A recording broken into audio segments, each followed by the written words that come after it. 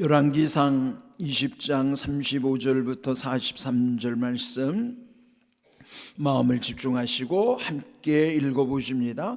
선지자의 무리 중 한 사람이 여호와의 말씀을 그의 친구에게 이르되 너는 나를 치라 하였더니 그 사람이 치기를 싫어하는지라 그가 그 사람에게 이르되 네가 여호와의 말씀을 듣지 아니하였으니 네가 나를 떠나갈 때에 사자가 너를 죽이리라. 그 사람이 그의 곁을 떠나가더니 사자가 그를 만나 죽였더라. 그가 또 다른 사람을 만나 이르되 너는 나를 치라 하며 그 사람이 그를 치되 상하도록 친지라. 선지자가 가서 수건으로 자기의 눈을 가리어 변장하고 길가에서 왕을 기다리다가 왕이 지나갈 때에 그가 소리질러 왕을 불러 이르되 종이 전장 가운데에 나갔더니 한 사람이 돌이켜 어떤 사람을 끌고 내게로 와서 말하기를 이 사람을 지키라. 만일 그를 잃어버리면 내 생명으로 그의 생명을 대신하거나 그렇지 아니하면 네가 은 한 달란트를 내어야 하리라 하거늘 종이 이리저리 이를 볼 동안에 그가 없어졌나이다.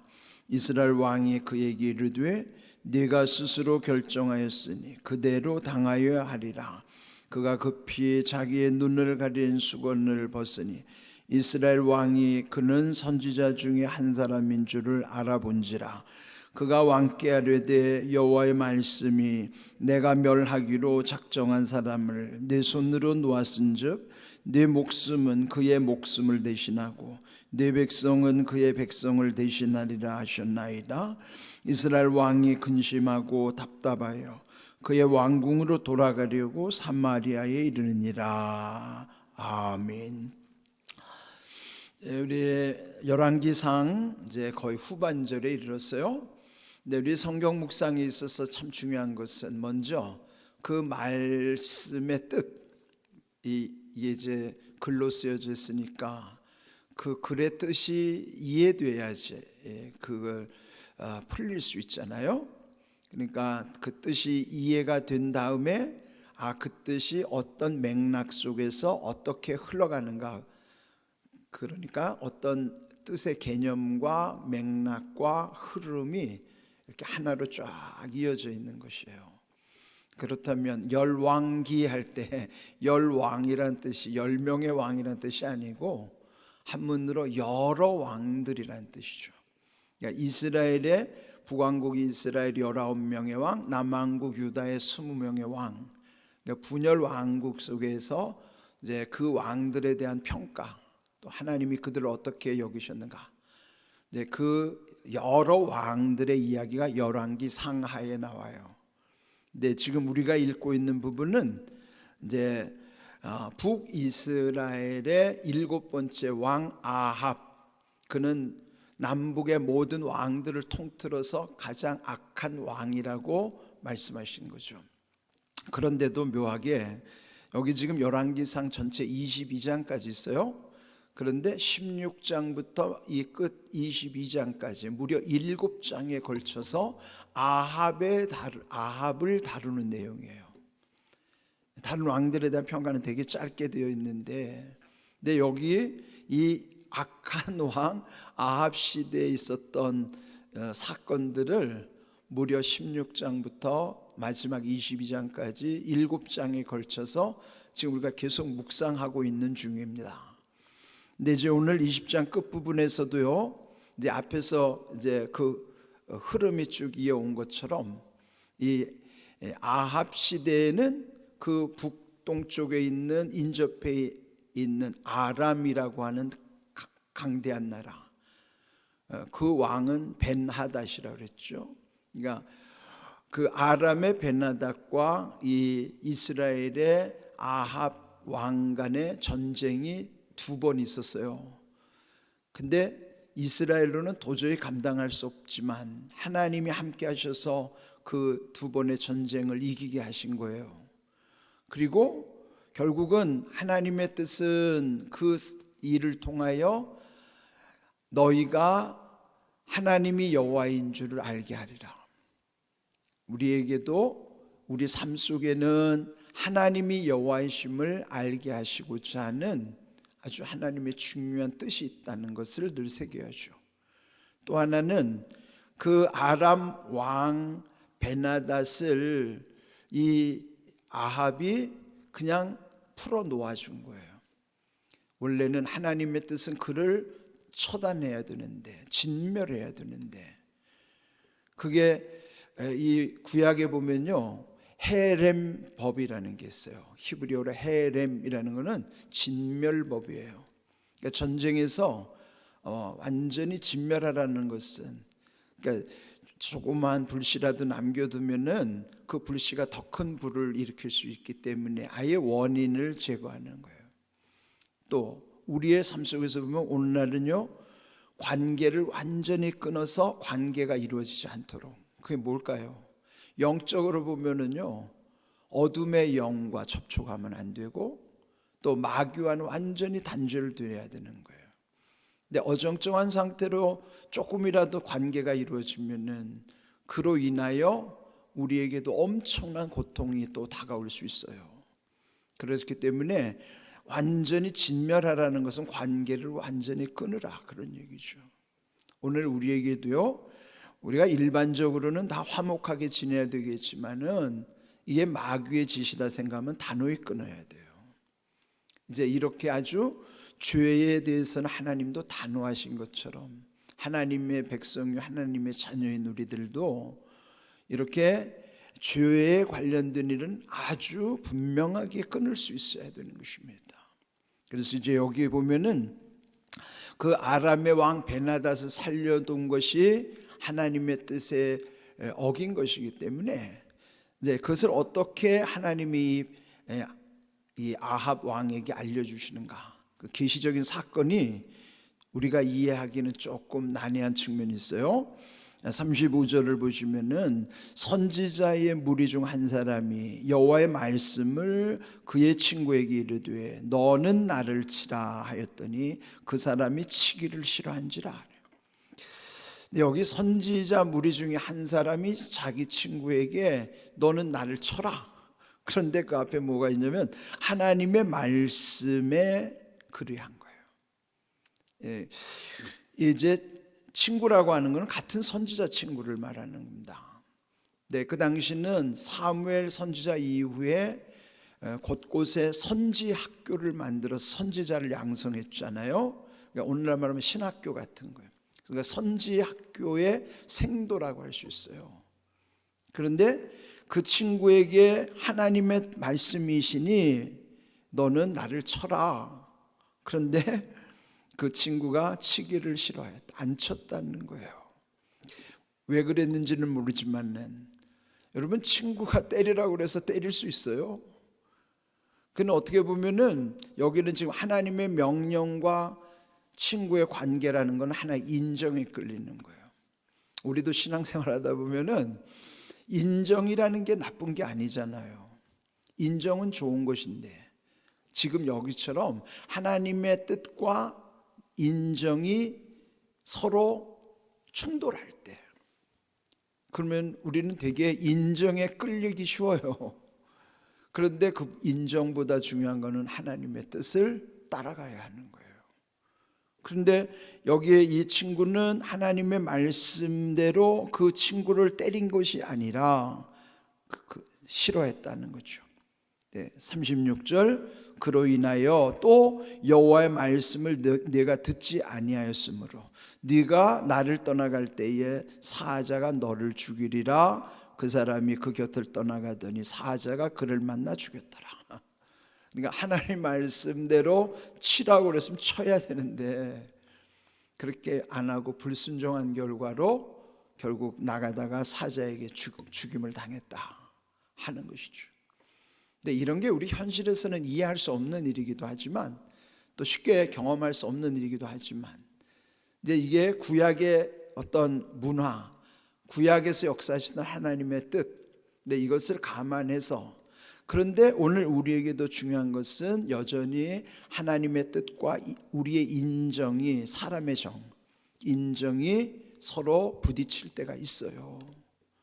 그럴 때는 여기서 본질적으로 우리에게 알려주시는 것은 하나님의 뜻이 우선된다, 하나님의 뜻을 먼저 행해야 된다 하는 것입니다.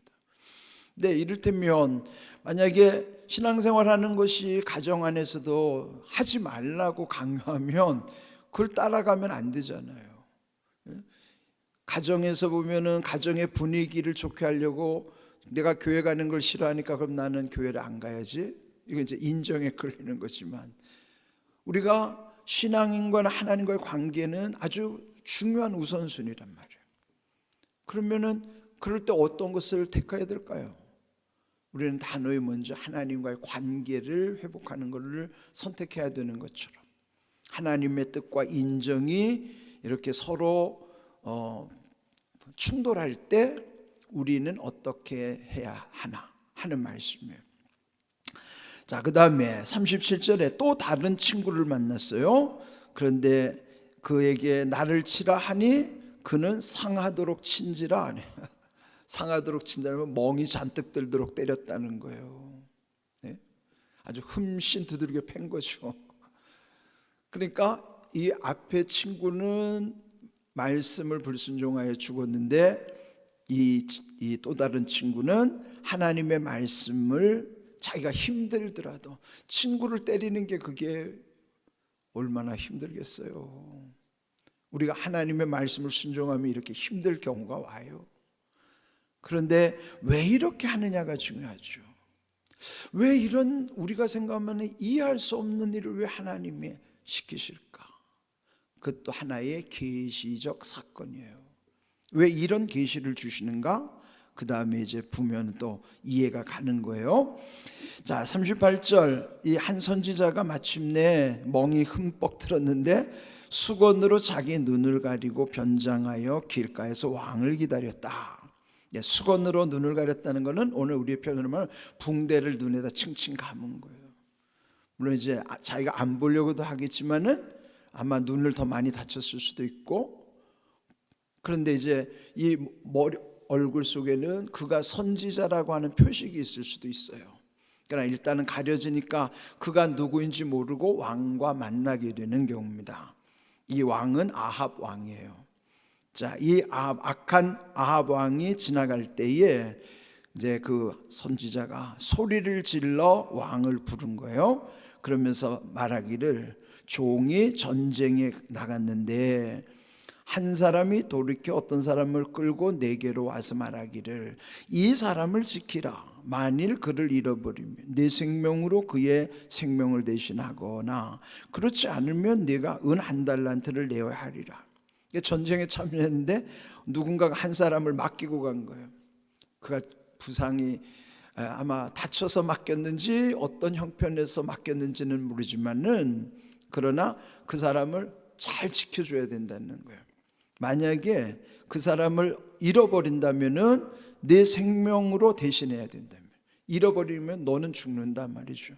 그런 벌이 있거나 그렇지 않으면 은 1달란트, 이건 엄청난 양의 돈이죠. 배상을 하거나, 네가 목숨을 내놓거나 그에 상응하는 엄청난 배상을 하거나, 그런 것이죠.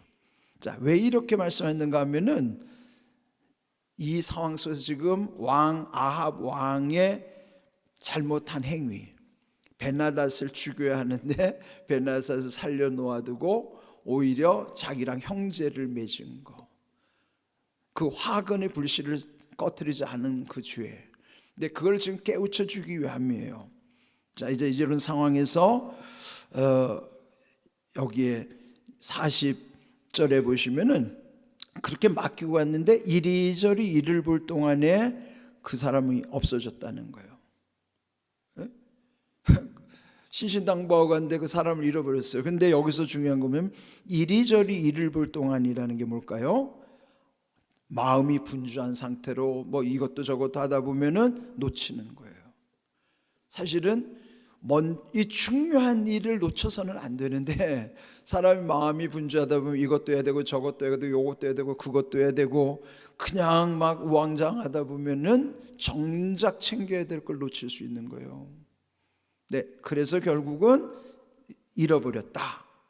그러니까 이때 아합이 어떤 반응을 보였을까요? 아합에게 물었더니 그 왕이 말하기를 네가 스스로 결정하였으니 그대로 당하여야 하리라. 그 누가 한 거예요? 아합이 자기가 그렇게 한 거예요. 자기가 하나님의 뜻을 저버리고 스스로 결정했으니 너도 그렇게 당해야 된단 말이죠.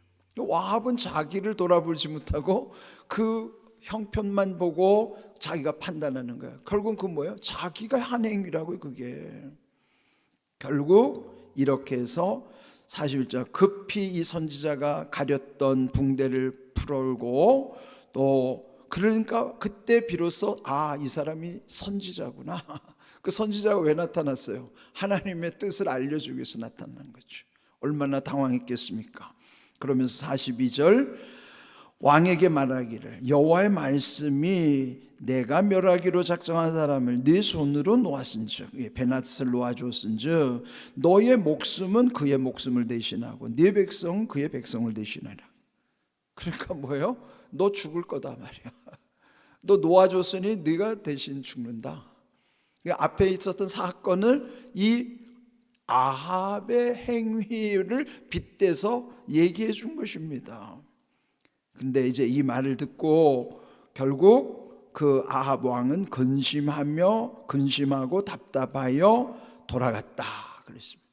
근데 여기서 오늘 제목이 근심하고 답답하여. 우리도 인생을 사느라면 근심과 답답함을 경험할 때 있잖아요. 근심이 뭡니까?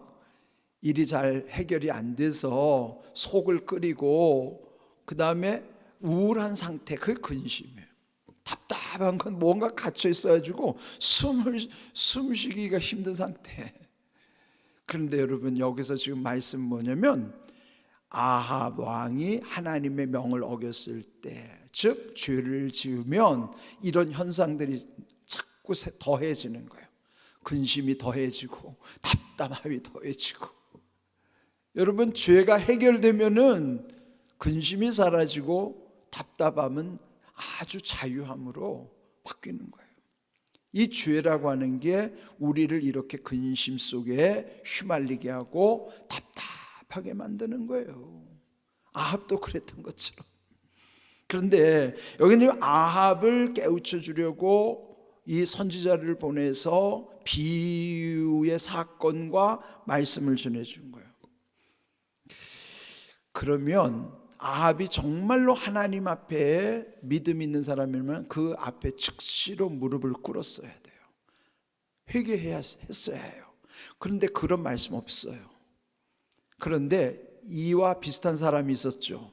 누군가요? 다윗. 다윗도 우리아의 아내를 범하여 간음죄, 살인죄 엄청난 죄를 짓고 태연자약하게 살고 있었어요. 그런데 사무엘하 12장에 보면 어느 날 나단 선지자를 보내주셔서 나단도 이와 비슷하게 비유의 말씀을 전하는 거예요. 왕이여 말을 들어보소서. 어느 한 고을에 아주 소와 양떼가 많은 부자가 있었고 그 집에 가난한 어린 안양을 하나를 키우는 가난한 사람이 있었습니다. 그런데 이 부자가 어느 날 자기네 집에 아주 중요한 손님이 오니까 그 손님을 대접하려고 자기 양을 잡은 게 아니라 이 가난한 집에 한 마리밖에 없는 어린 양을 빼앗아다가 손님을 접대했습니다. 그 말을 듣을 때 다윗이 흥분했어요. 이런 우리 표현으로 속된 말로 하면 쳐죽일 놈이 있나? 그건 당장 죽어야 하리라. 그럴 때 나단 선지자가 말하기를 바로 당신입니다. 왜? 다윗이 지금 우리아의 아내를 빼앗고 우리아마저 죽였어요. 자기는 많은 여인들이 궁궐에 있는데 단 한 아내를 그렇게 빼앗아다가 그렇게 했단 말이죠. 다윗이 얼마나 충격을 받았겠어요. 우리는 이렇게 자기 일을 말하는데도 자기인 줄 모르고 남의 것만 보고 자기 눈에 들보는 못 보면서 남의 눈에 티를 가지고 말할 때 있어요. 근데 중요한 것은 하나님이 말씀하실 때는 즉시로 무릎 꿇고 회개하는 게 중요한 거예요. 다윗은 어떻게 했는가 볼까요? 사무엘하 12장 13절 함께 읽어봅니다.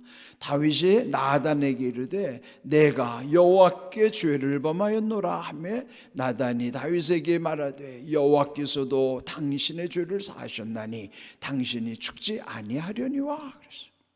물론 그가 죄를 지었기 때문에 거기에 대한 징계를 받긴 했지만은 하나님은 죽이지 않으셨어요.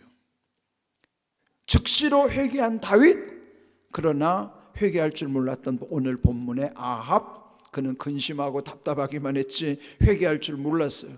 그래서 마침내 22장에 가면 비참하게 죽는 거예요. 오늘 우리는 하나님 말씀 앞에 겸손해야 되고 하나님 말씀을 두려워해야 돼요.